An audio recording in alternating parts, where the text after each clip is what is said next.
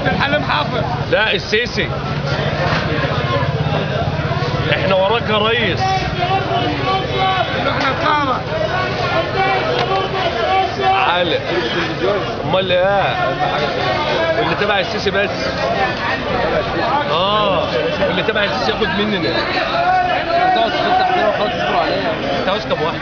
هات لي انا عايز 3 الفوق.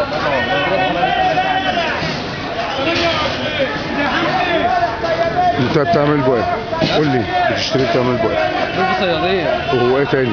صياديه وبيتعمل بيه سنجاري. وسنجاري ده لحظه وبعدين يعني هيتاكل يعني هروح لا ما اقصدش كل سنه بتعمل يعني انت كل سنه بتيجي تاخد في التوقيت ده كل سنه؟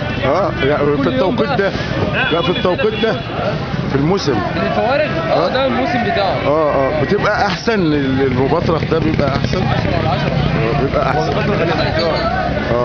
بطرخ المنديون بطرخ صورنا شويه ولا ماشي تيجي ان هو ده الموسم بتاعه. الستات بقى ست البيت لما بتشتري ده الفوارغ دي تبقى احسن اليومين بتوعها دول بيبقوا اليومين بتوعهم دول بتعملوه بقى ايه بقى؟